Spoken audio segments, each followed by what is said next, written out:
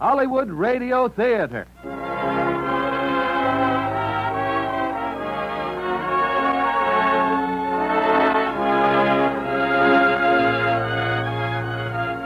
We get many enjoyable moments out of the books we read, the sights we see, and above all, the things we hear.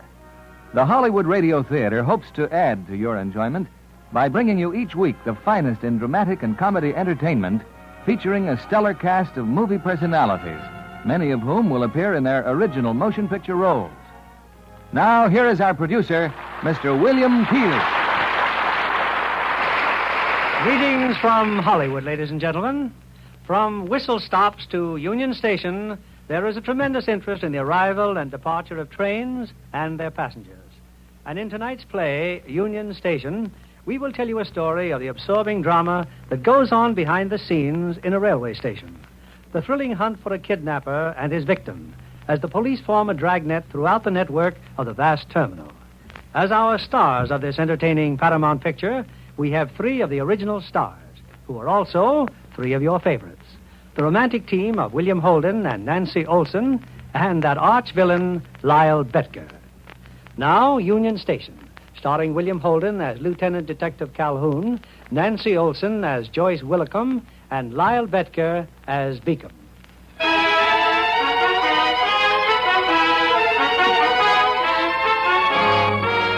To most people, a railroad station is a place where you get on or off a train.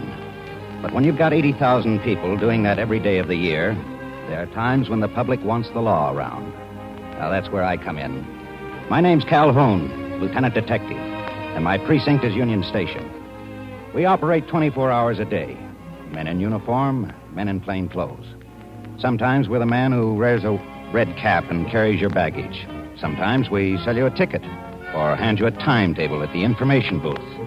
But all the time, there isn't an inch of the Union Station that isn't under observation. Often we get involved in something that begins miles away from the Union Station. But if it happens on railroad property, wherever that might be, sooner or later we're in on it. And what you're about to hear is a pretty fair example of what I mean. All of this began at one of the smaller stations way out in the suburbs. It was in the middle of the afternoon. Local 42 was doing about 10 minutes. A car drew up to the station. In it, a chauffeur and two girls. Thanks for the ride, Charlie. Not at all, miss. Well, Lorna, I'll see you in a couple of days. Oh, don't go, Joyce. We can wait until your train gets here. Oh, no, you're late enough already. We should have dropped you off to the doctor's first. Oh, there's no hurry. I can tell you exactly what the doctor will say. He'll tinker with a dozen instruments. Then he'll say, turn your head up, Miss Murchison. Now to the right. Now the left, please. I don't want to raise any false hopes, Miss Murchison, but... Well, anyway, one of these days that butt is going to work for me. You bet it is. Maybe this'll be the day. Take care of her, Charlie. Don't you worry, miss. I will. I'll phone you tomorrow, Lorna. Oh, I almost forgot. Here's your scarf. Thanks for lending it to me. Number 42 was on time that day. It took 8 or 10 passengers aboard and left the station less than a minute later. The conductor picked up the tickets and was standing on the platform between the cars. Conductor, please. Yes, miss? There's a man inside carrying a gun. Well, maybe he's got a right to carry it. A lot of people have. Shh, I know, but he and the other man were just racing the train in a car. Who else saw the gun? I don't know, but I certainly did. Oh, people are always seeing things on trains. I've got to check these tickets. Aren't you going to do anything about it? They might have done something, maybe a holdup. They got out of an automobile, but now they're sitting apart like strangers. I have 22 years in this job, lady, and I didn't keep it by minding my passengers' business. As long as... I'd rather not hear any more lecturing. If you don't intend to do anything about it, I will. All right, I'll do what the regulations say I should. I'll wire ahead and have a cop waiting for you at Union Station. I'll get you the head man himself. Thank you. Lieutenant Calhoun, you can tell Willie Calhoun all about it.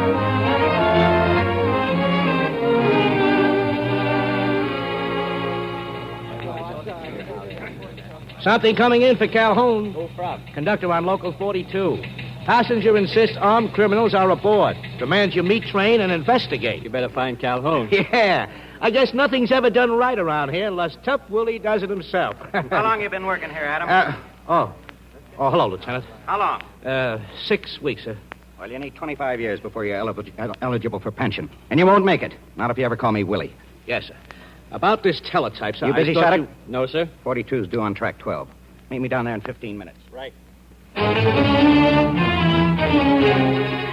We arranged to get the passenger off the train before anyone else. She wasn't nervous, just annoyed.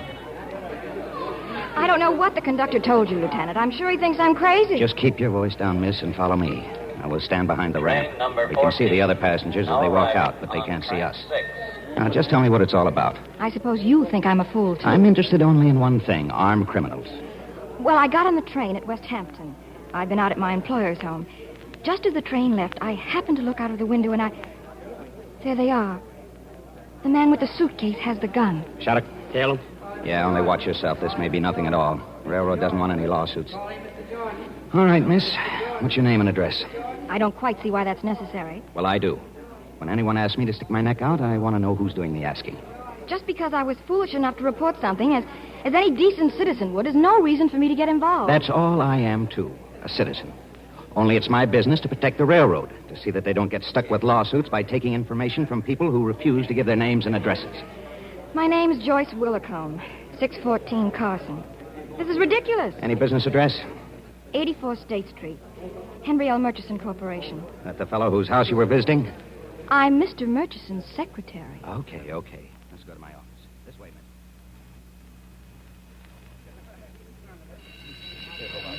Then I told the conductor on the train that... Excuse me. Hello? Shattuck, Lieutenant. Well? I lost them. Sorry. Oh, fine. But I got something you may want. 2 men walked over to the parcel lockers north section and checked that suitcase. Locker number P-372. 72, right. Then they put the key in an envelope and dropped it in a mailbox. They went out to the street and I lost them. Okay, Shattuck, get back up here. Stein? Yeah? Locker number P-372, north section. Bring up whatever you find. Well, miss, maybe we'll learn something. You mind waiting? I'll wait.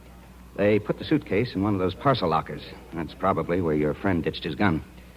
Meanwhile, just tell me what happened on the train. You spoke to the conductor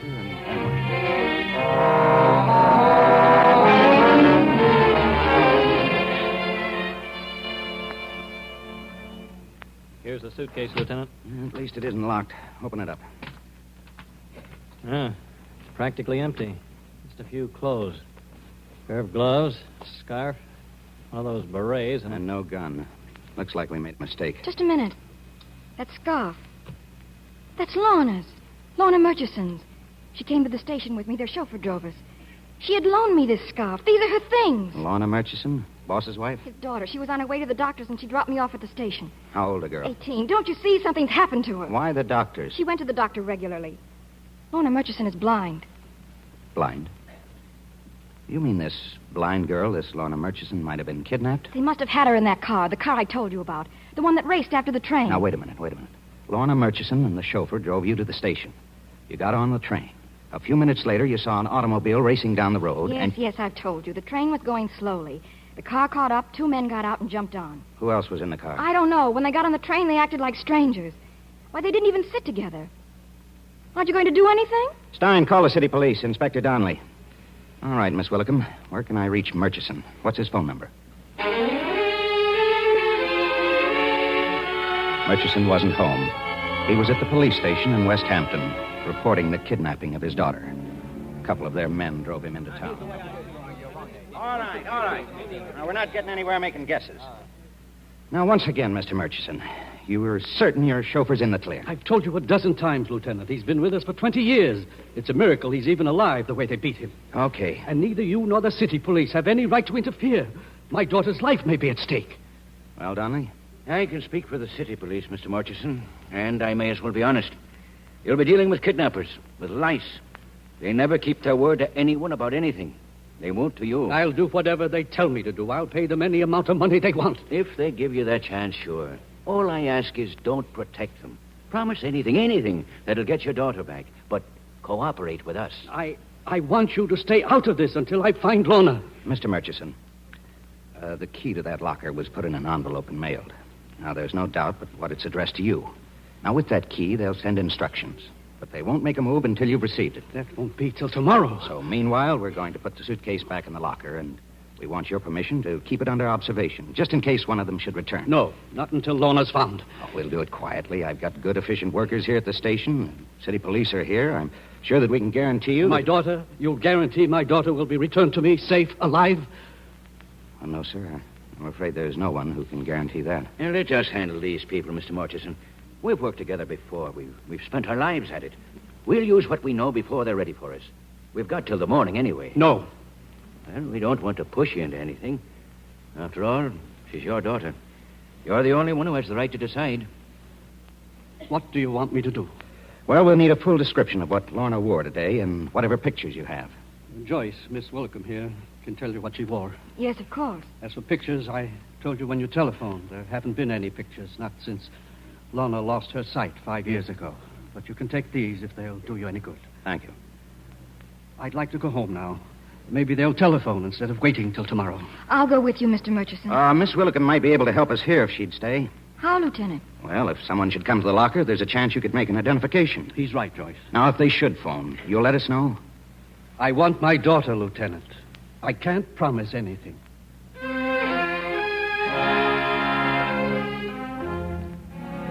We took the girl down to police headquarters, Rogues Gallery.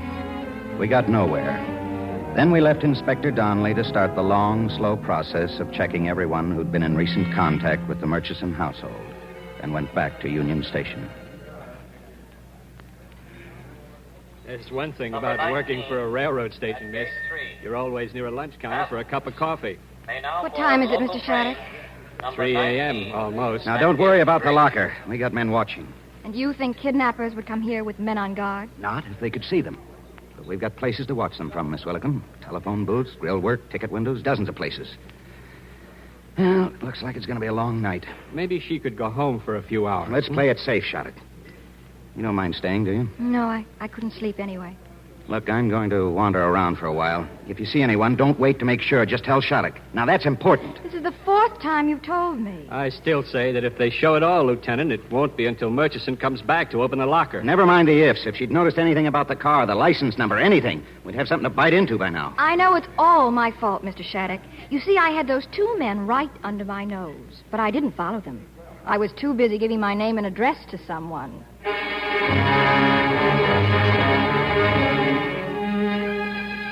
Shattuck was right.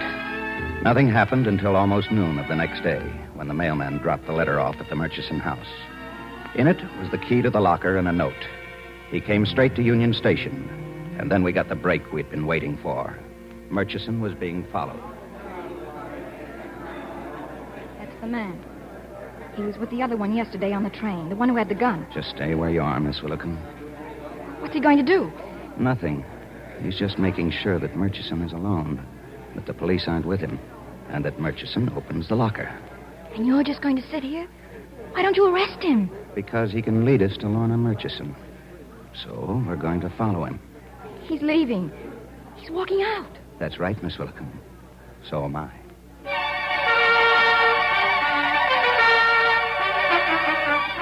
The man walked for a couple of blocks to the subway station. He took a downtown local. 8 of us followed, but only one stayed close to him. At each subway stop, one of us would leave and another take over. I don't know what we did wrong, but somehow he became suspicious. At the Fullerton Street station, he stepped out onto the platform as if he were leaving. Shattuck was right behind him, and then the man quickly went back into the car. There was nothing Shattuck could do but follow him. The man knew for sure now. Once again, he ran out of the car and up the stairs. Stairs, Calhoun! Be careful! He's got a gun!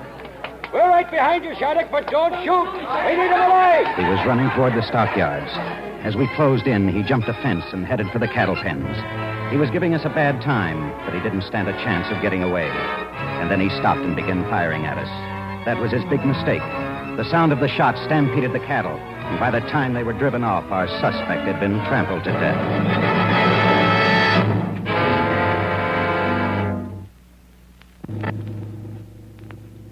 Why are you driving me home, Lieutenant? Oh, Inspector Donnelly suggested it. You should have been home long ago. It's too bad you lost that man. Yeah, I've been waiting for you to say that. But at least we know who he was. His name was Gus Hatter. Where he lived, fingerprints, driver's license. Donnelly's got men planted at the hotel and on his telephone. If anyone tries to get through, they'll take him. I suppose that's the best way to look at it now. Try not to think about the other kidnappers. The ones who are waiting for that man to get back. I wish I hadn't said anything about those men on the train. We should have stayed out of it, all of us. That's what Mr. Murchison wanted. Look, men like Donnelly have had years and years of Yes, experience. I know. Leave kidnappers to men who know how to handle them. Make sure the railroad company isn't sued.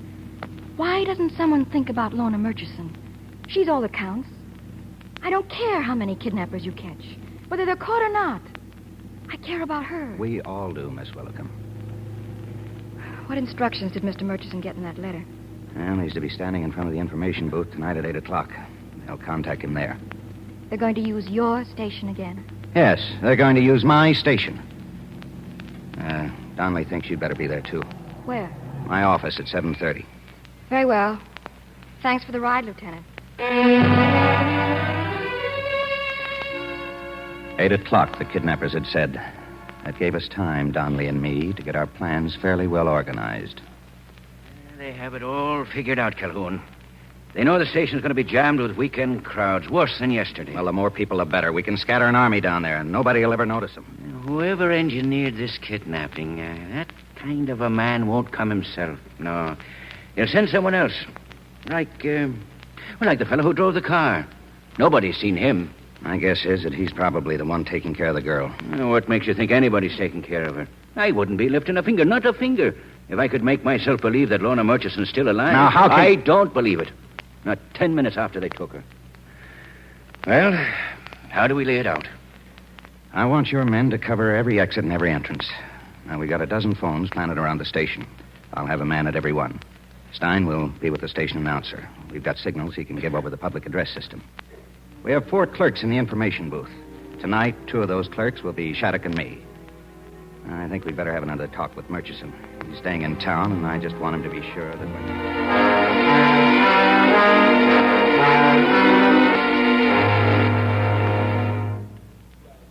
we were ready and waiting at 8 o'clock. Murchison stood at the information booth. And nearby, sitting under the clock, Joyce Willicum pretended to be reading the evening papers. For 20 minutes, nothing happened. And then... Telegram for Mr. Henry Murchison. Telegram for Mr. Henry Murchison. Mr. Murchison, please. Here, boy. They were playing it smart. A telegram instead of a contact. Murchison read the message and started walking away. But he remembered what to do. He crumbled the message and dropped it on the floor. A moment later, it was swept up by a porter. Information booth? Donnelly, the porter just brought in the telegram. They want Murchison in the main concourse at a phone booth between the drinking fountain and the newsstand. They put an out-of-order sign on the booth, but a phone call will come in at 8:30. We've got 3 minutes. I'll give Stein the flash. Right. This is Stein. They've made contact. Get on the PA. Track 14 signal. Yes, sir. Attention, please. Mr. F.E. Nelson is wanted at track 14. Mr. F.E. Nelson, please go to track 14. We started closing in from every corner of the station. Casually, inconspicuously. Murchison stood by the phone booth waiting for the call. Meanwhile, Joyce Willicum was still under the clock. And then suddenly she noticed someone walking across the station. Clerk, where did he go? Lieutenant Calhoun. Well, I couldn't tell you, ma'am. I'm sorry. I'm Miss Willicum. I know who you are, miss. Then tell him I've just seen the man with the gun. He's walking out of the station, and I'm going to follow him.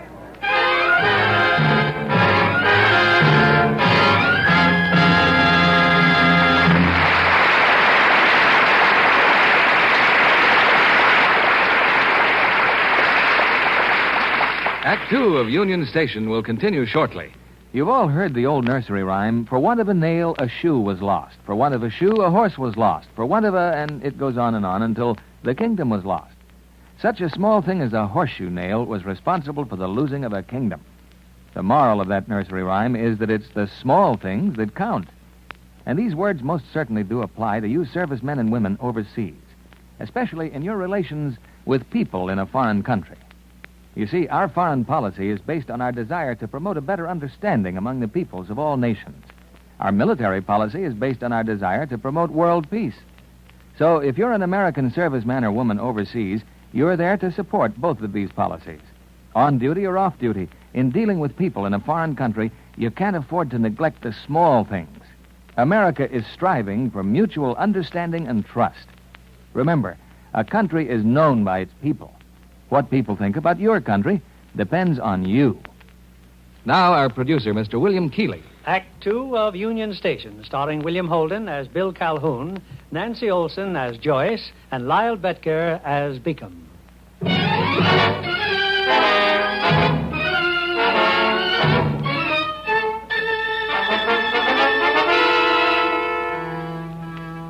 The man with the gun had come to the station. He had paused long enough to make sure Murchison had gone to the phone booth. Then he left and went around the block to a parked car. And following him was Joyce Willicombe. He was talking to someone. All right, Marley, get over to the station. Murchison's waiting for the phone call. I want to be sure the cops aren't in on it. Hey, Joe, look, maybe it's smart if I don't go in there smelling around, huh? What's the matter, Marley? You had the shakes ever since this started. Oh, what about Gus? I want to know what happened to Gus. You and Gus, the shake and shiver boys. He ran out, now you want the same. Okay, you're out. Marge and I'll handle this alone. Oh, wait a minute. I didn't say I wanted to quit.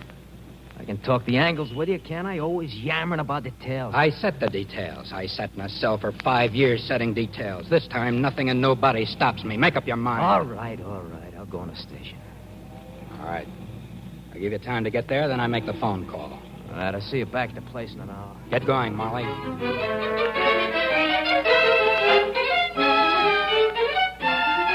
Joyce followed Marley back to the station.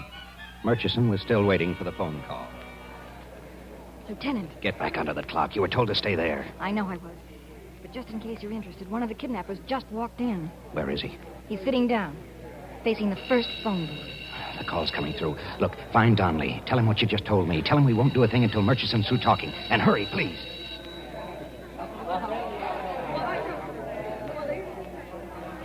Murchison left the booth. If he'd do what we asked him to do, he'd go straight for my office now and tell Donnelly what he'd heard on the phone. But I couldn't wait to find out. The man facing the first phone booth had started to leave. Shattuck, Fay, and I closed in on him. Hey, wait a minute. What's the matter with you guys? What do you want? We got a message for you, Jack. Sorry, you made a mistake. It's from Gus Hatter. Not me. I don't even know who You're coming with us downstairs. Where's Lorna Murchison? Lorna, who? Who are you talking about? I may have to beat your brains out. I'll let you decide. But we're going to find out where she is. I may as well tell you, Mr. Murchison, there's no way for us to trace that telephone call. Now, what did he tell you? I'm to come back tomorrow at noon. The information booth with $100,000. A package? He wants it in the suitcase, the one you people found in the locker. He's going to send for it, but the messenger won't know anything. He'll be watched, and if anyone talks to him or tries to follow him, he said, I'll never see Lorna again. Well, just go ahead with the arrangements, Mr. Murchison. Can you get the money okay? Yes. I know what you're all thinking, Inspector, but maybe Lorna is alive. He said she is. Please don't do anything to interfere. Murchison was gone when I got back to the office, but it was Joyce Willicombe that I wanted to talk to. I've told Inspector Donnelly everything I know. I saw the man with the gun come into the station. When he left, I followed him. He went over to State Street and spoke to a man in a car, the one who came back here. What about him, Calhoun? Did you get anything out of him? Not yet, but I will. Now, look, this man you saw. No question about it, huh? The same one you saw on the train? Yes. I'm almost afraid to ask you this. The car, did you think to look at the license number? I didn't trust my memory. I wrote it down. Well? Mr. Murchison asked you not to do anything... We've got to have that license number, Miss Willicombe. Very well. 49... R280. I'll send a B alarm. No teletype or radio. Let every precinct captain give it to his men. When we're through with that customer down in the basement, we'll know a little more. I'll join you there in 5 minutes. It took a little doing, but in time, Marley was ready to talk. He had plenty to tell us. No, wait. Well, I'll tell you whatever you want to know. Girl's all right. She hasn't been hurt. You're lying. You killed Lorna 2 days ago. No, honest. They got her in a rooming house on the south side, 2115 Mulberry Street. Second floor, in the back. Who's got her? I want names. Beacom. Joe Beacom and his girl. Joe Beacom? He got a record? Yeah. Stein, get some pictures on him. Now, what made you pick this station for the payoff? Joe Beacom. Used to work here, around the freight yards. You're going to take us to Mulberry Street, Marley. You're going to take us right to Joe Beacom now. It was a fair bet that Marley was telling the truth, that Lorna Murchison was alive. It took us a few minutes to set up the raid. Then we started out for the south side. A rooming house on Mulberry Street. Second floor, in the back. Now, look, Lorna, don't be a dope. Just stay put and shut up. He's coming back. I can hear his feet on the stairs. I can tell by his footsteps. You let Joe find out you can identify anything about him, and that'll be all for you. You got a chance to live because you can't see, because you're blind. Can't you understand that? Oh, stop it, will you? You'll go home just as soon as we collect from your father. He'll pay the money, won't he, honey? He'll pay it. He'll pay. Right on schedule. I hope he doesn't. Get rid of me now. I don't care. Marge, put that towel around her mouth and keep it there. You're going to kill me anyway. Do it now. I don't care. Give me that towel. Go ahead. Kill me. Get rid of me. I stopped off at the store. Here. Pick some sandwiches. Where's Marley? How do I know? Well, he ought to be here by now. He said in an hour. This time tomorrow, Joe. $100,000. Yeah. Any coffee? It's Birkin. You know what, honey? It'd stack up 2 stories high in $1 bills. I just figured it out. I'm worried about that Marley. He didn't want to go into the station. I bet you 10 to 1 he ran out. Just like Gus. Looks like you're the only one I can depend on, baby. You always could. You're going to send that kid home, aren't you, Joe? I mean, after you collect.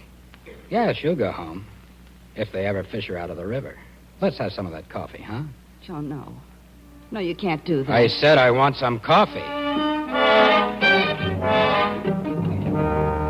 We threw 20 men around the rooming house. Then 4 of us went in through the cellar and started up the stairs.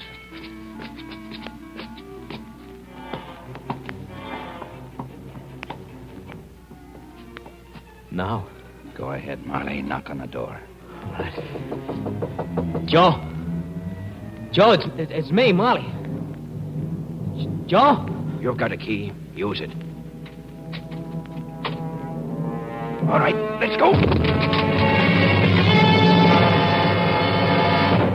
The place was empty. We got there too late. Sure, they're gone. They got scared waiting for me to show up, and they blew. Hey, you see that chair? That's where he tied up the girl. I wasn't lying, mister. The girl's alive, I tell you. Coffee pot's in the kitchen, Inspector. It's still warm. Well, you've got to call off that alarm, Donnelly. Forget about his car. Why, it's the best lead we've got left. We can't gamble anymore. Beacom's not the kind to go down alone. Once he knows we're on to him, the girl won't stand a prayer. Let him pick up the money tomorrow. We'll try for him later.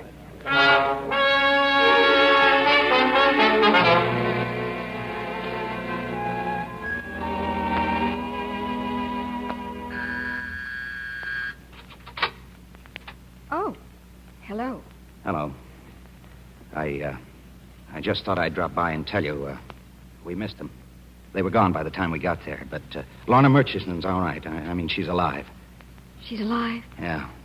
Donnelly called off the alarm on the car, and we won't interfere with the payment tomorrow. Well, I just thought you'd like to know. Joyce, who are you talking to? Come in, won't you? Oh, thanks. This is my mother. Mother, this is Lieutenant Calhoun. Oh, yes, the policeman. You said Lorna's alive. Oh, I'm sure you'll get her safely back. You will, won't you? Oh, I hope so. Won't you sit down, Mr. Bill, Mrs. Willicombe. Why, my husband's name was Willie, too. Joyce tells me you're with the railroad station. Yes, ma'am. It must be very interesting, Willie. Oh, I'm probably like everyone else, in and out of the station 100 times and never really looking at it. It's awfully big and crowded, isn't it? Yes, it is. It covers over 6 acres. Counting the daily commuters, we handle about 80,000 people a day. And that doesn't include the people who are just wandering through it, using the station as a shortcut. Go right on, Willie, but you'll excuse me, won't you? I have the water boiling for tea.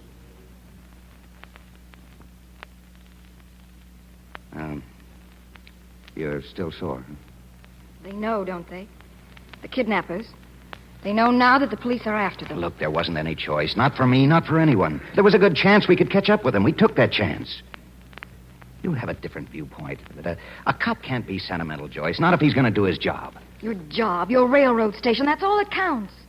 Sure, I have a different point of view. Yesterday you called yourself an ordinary citizen, but you're not. You're a policeman 24 hours a day. Willie, do you take cream or lemon? Lemon, Mrs. Willicombe. Lots of lemon. I like things good and sour.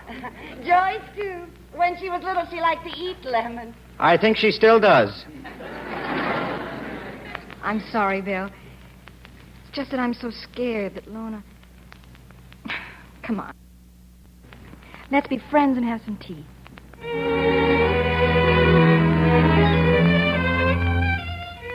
And while I sat there drinking tea, Beacom, his girlfriend, and Lorna Murchison were on their way to another hideout.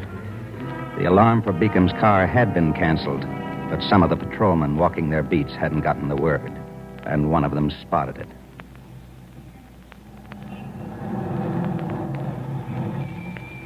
So, what are you stopping for? Drugstore. I want to make a couple of phone calls. I got to find out where that Marley is. Keep the kid on the floor and put the blanket over her. I'll be back in a few minutes.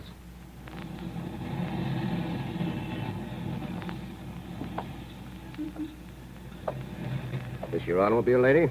It's my friend's. What's the matter? Can't we park for... Just stay where you are, miss. What's that on the floor, under the blanket? Oh, it's nothing. Nothing at all. Get out of the car, lady. Sorry, but I've got to take a look.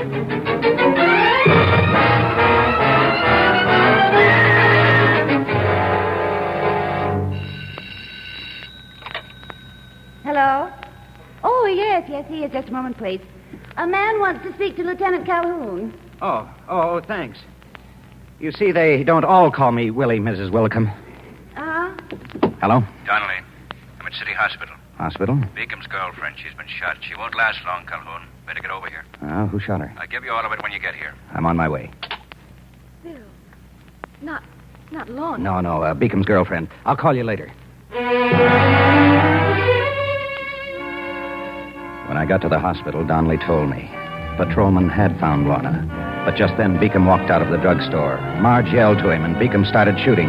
One of the bullets hit Marge, and the others killed the patrolman. Beacom left them both on the sidewalk and drove away. The girl's unconscious now. Doctors say she hasn't got a chance. But when you questioned her... She said that Beacom was going to kill the Murchison girl, but not until after he got the money. No. Where would he have taken her? That's what I was asking her when she blanked out. Inspector. Well? That's all we'll get out of her. She's dead. Maybe she wasn't telling the truth. She knew she was dying, Mr. Murchison. No, I don't think she'd lie. What do you want me to do? Give up hope entirely? Oh, let me drive you home, and after you've had some rest, Thanks, maybe you... but I'd rather go alone. I'll be at the station at noon tomorrow. Maybe it's only one chance in a million, but I'll be there with the money and my prayers. Prayers. You know, Calhoun, when I first started as a cop, I never believed much in praying. I found a nightstick was a lot more reliable. But, well, a man gets older. Tell me something, Inspector. Did you ever get criticized for doing your job?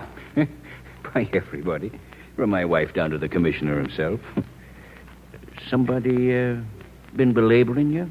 I'm a cop 24 hours a day. All I care about is my railroad station. Well, a good cop ought to be working full time, but a man has to be careful he doesn't become all cop.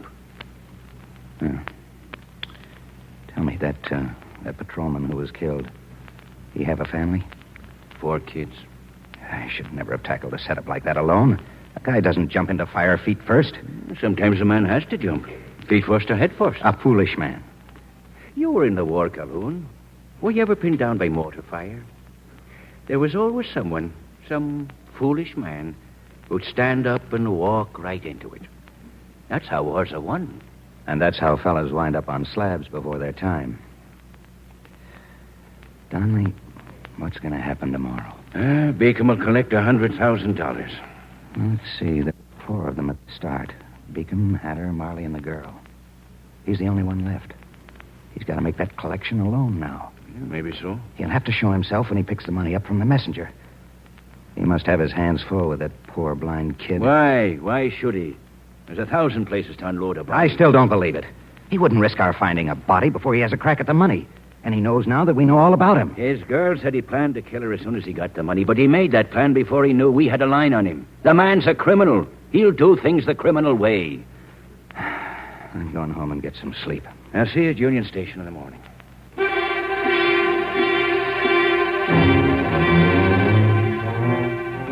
As we had stood there in the hospital talking, Across the city at the freight yards, a car was coming to a stop. This was late Saturday night.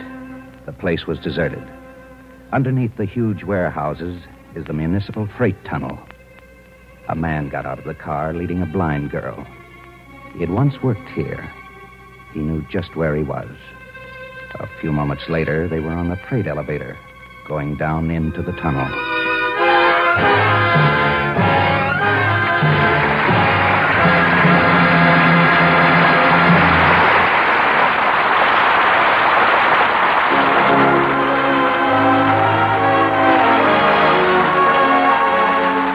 We pause now for station identification.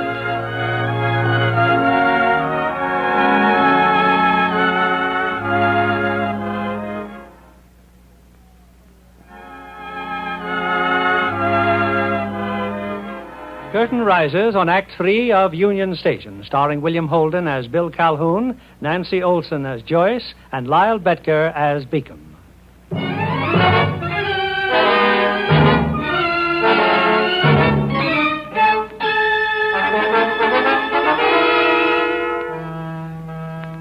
Joyce met me the next morning.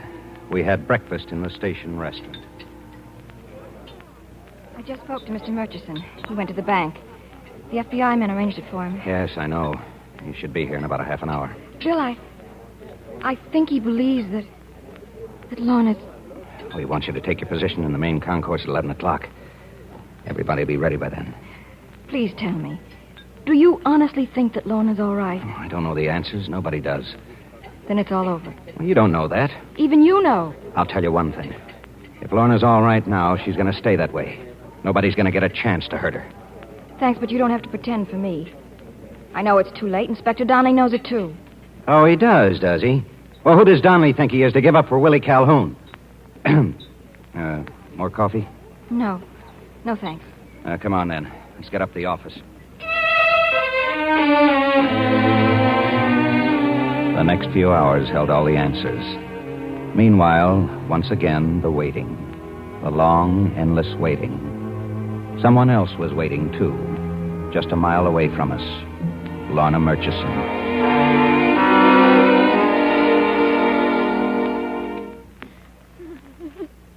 Come on, stop your bawling, Cookie. I got something to tell you. Now, pretty soon now, I'm going to be leaving you. Where are we? What is this place? Oh, it's so cold and damp. Kept you guessing for quite a while, didn't I? You ever hear of the municipal tunnel? It's kind of a busy place. Every day except Sunday. And it's a lonely place, not a sound. Except maybe some water dripping and the crackle of electricity. Oh, yeah. It's all electric down here. High tension to run the switching engines. Real dangerous unless you can see your way around. Oh, please tell me. Please. Are we really going to meet my father? I used to sneak down here when I was a kid. Rob the freight cars. Once I got a dozen pairs of shoes. You know something? Not one of them fit me. Didn't think I'd ever graduate into the 100,000 class. You're not taking me to my father. You were lying to me. Scream your head off, Cookie. It's Sunday and you're 40 feet underground. Go on and scream. For 2 days now, I've had to listen to you yapping about wanting to die. Well, here's your chance. When I go, there'll be no one around. Nothing. Nothing but you and a flock of high-tension wires. They got signs painted on the walls. Danger. High voltage. Don't say I didn't warn you. Now get out of your coat. I said get out of your coat. That's it. Coat goes into this suitcase, Cookie. Needs a little weight. There. Now it's exactly like the suitcase your old man's going to bring me. Boy, that place is going to be full of cops, all looking for me. 30, 40, 50 cops. And I'm going to make them all look like suckers. Oh, you'll get your money. Please, please don't leave me here. Nothing wrong with your feet, is there? You want to get out? Okay, start walking. You'll cry so fast it'll curl your hair. So long, Cookie. I'll find you tomorrow, if you're still around. 20 minutes later, the clerk on duty in one of the parcel rooms of the Union Station heard a door close behind him. He turned around. Facing him was a man wearing the jacket and cap of a railroad brakeman. Hey, just a minute. You got no right in here. Okay, friend, now you know the score. Next time I use the gun. What do you want? Keep your mouth shut, stay clear of your window, and do exactly what I tell you. Now sit down. How do I get an outside line on this phone? 9. You dial 9.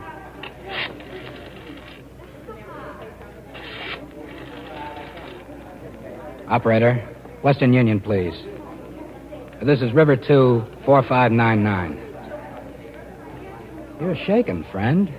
It's okay. You're doing fine. I'll be out of your hair in a little... Hello, Western Union? I want a messenger. Yeah, I want a messenger to pick up a suitcase. Union Station. The information booth in the main concourse. You got that? The information booth in the main concourse. Now, he's to take the suitcase to the east entrance parcel room. It's to go aboard the Pioneer Limited. Yeah, okay. Now, suppose you repeat all that. At 12 o'clock, Murchison stood in front of the information booth. On the counter, in the suitcase, was $100,000. At 2 minutes after 12, a Western Union messenger walked up. Is this the suitcase I'm supposed to pick up? Yes. Wait a minute. Do you have a message for me? Nobody said anything about a message, mister. Very well, then. Take the suitcase. From every part of the station, men stood watching the messenger. We saw him carry the suitcase to the east entrance parcel room. But then something happened that held us back. They told me to bring the suitcase here. It's to go on the Pioneer Limited. Well, I don't care what they told you. Give him back the suitcase, friend. Yes, take this suitcase back. We don't handle baggage here, not for the Pioneer Limited. Well, this is the parcel room, isn't it? You're to take the bag to the other parcel room, the one directly across the station. Okay. Give it here, then. Bill, look, he still has the suitcase. He's taking it somewhere else. It's all right. He's being followed. But why would he...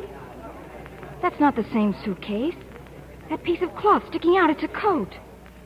Why, that's Lorna's coat. Stay here with Mr. Murchison.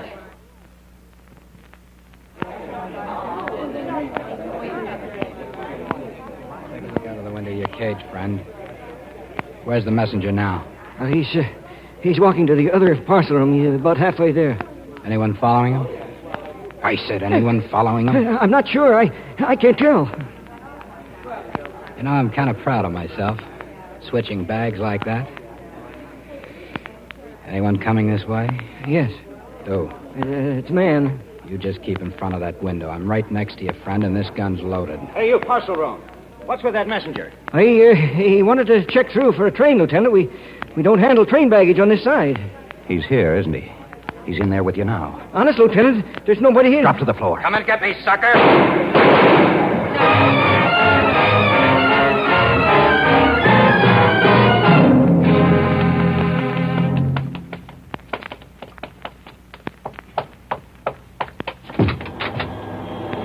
Where is he?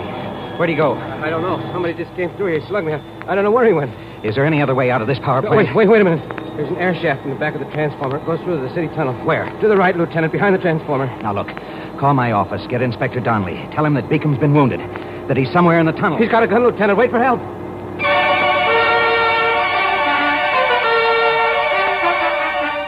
It was dark in the tunnel. Just an occasional light glowing in the distance. And the cold gleam of the tracks. Far off, I could hear Beacom running. Then the footsteps stopped. I started after them. Beacom! Beacom, listen to me! Help! Oh, please help me! Lorna, stay where you are. Don't move. Those shots were for me. The girl was still somewhere in back of him. I made my way to the wall of the tunnel and clung to it. On the wall, a few feet ahead, was an intercom phone. I pressed the buzzer. Watchman's office. Look, I'm Lieutenant Calhoun, Railroad Police. Get me through to my office. Yes, sir. Beacom, can you hear me? I'm listening. You're hurt, Beacom. I didn't miss up there in the parcel office. Throw your gun away and come towards me with your hands up. You think I'm hurt? Just start walking this way. The police will find us. They'll cover every exit and every entrance. Expect me to fall for that? It's the percentages, Beacom. You always have a better chance if you walk out. Calhoun, where are you? This is Donnelly, Calhoun. Just hang on and listen. I'll walk out all right. Me and Warner. You gotta pass me to get you hurt. Beacom's got the girl in the tunnel. I think she's all right. come in from the Rutgers Street entrance. But be careful with your shooting. That's just to let you know I'm still in business, Calhoun. I'm going to pick up Cookie. Don't make me kill her. What good would it do to hurt her? She's my ticket out of here. If anybody tries to stop me, I'll kill her.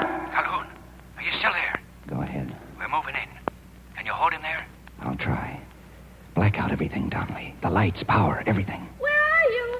Oh, please find me, please. I can't see. She's getting nervous waiting for me. Hey, the lights! Wait! Run, Lorna! Away from my boys. Keep running. You stay just where I left your Cookie. The power lines are off, Lorna. They won't hurt now. You start running, Cookie, and I start shooting. I'm coming after you, Beacom. You got any bullets left, you better save them for me.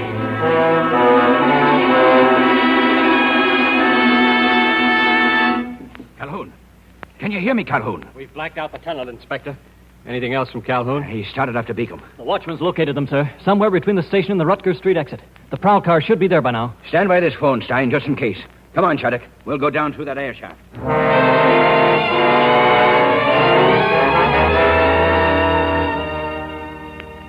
It's all right, Lorna. It's all right now. Where is he?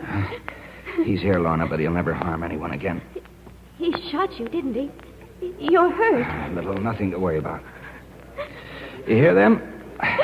That's the police. Calhoun! Over here. You can use your lights. Beacom's dead. The girl's with me. She's all right. Beacom's over there near the switch. Come on, Donnelly. Get us out of here. All right, easy now. Just get him to that elevator.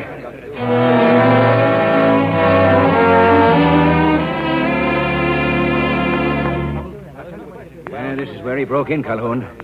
Same elevator he used to take her down there. Yeah. Where's Lorna now? Well, she's with her father, over there at the ambulance.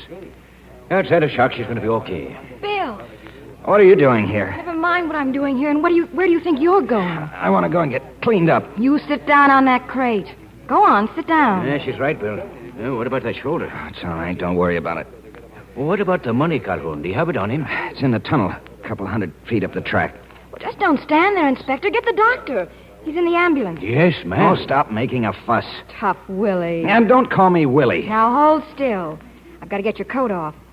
I suppose it's a tough reputation you have. Tough Willie. Afraid to holler, ouch. Ouch! Now, look, please. When anyone's around, don't call me Willie, will you? Can I make a suggestion? Well? Grab her, Willie, while you can. Head first or feet first. There's always some foolish man who walks right into it.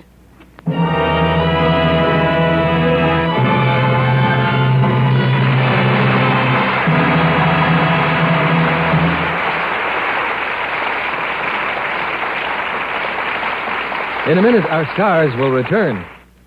Most everyone knows that education is divided into two parts. Part one, we might say, consists of book study, and part two consists of putting the knowledge gained from books into operation. Part two in our schools and colleges is usually referred to as lab work.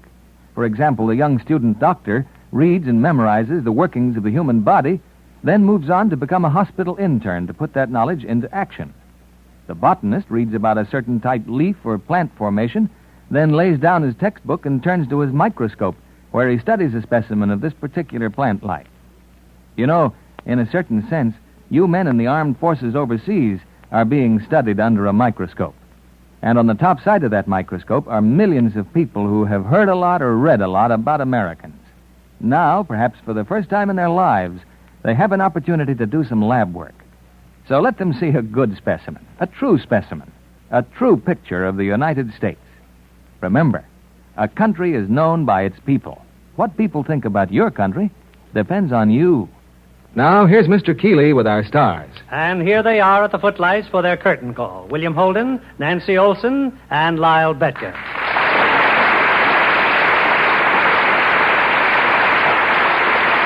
Well, Bill, what's doing over on the Paramount lot? Willie, what's doing over on the Paramount lot? Well, we're pretty busy making pictures, Bill. I just finished another exciting crime story called The Turning Point. Imagine Bill having the nerve to make a picture without me. Well, you have made some fine pictures together. And just what was the turning point in your career, Lyle? So far, there's been none, Bill.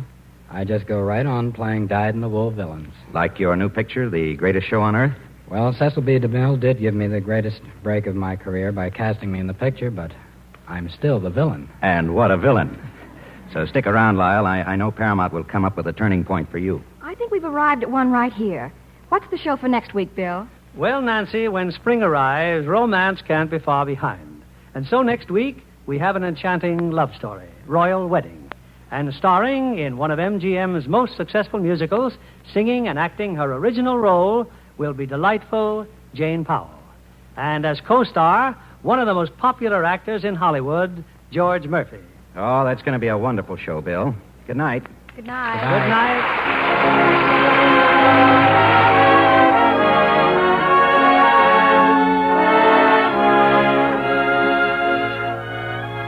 The Hollywood Radio Theater is produced by Mr. William Keeley. Our orchestra is directed by Rudy Schrager. This is John Milton Kennedy inviting you to join us again next week at this same time for another presentation of the Hollywood Radio Theater.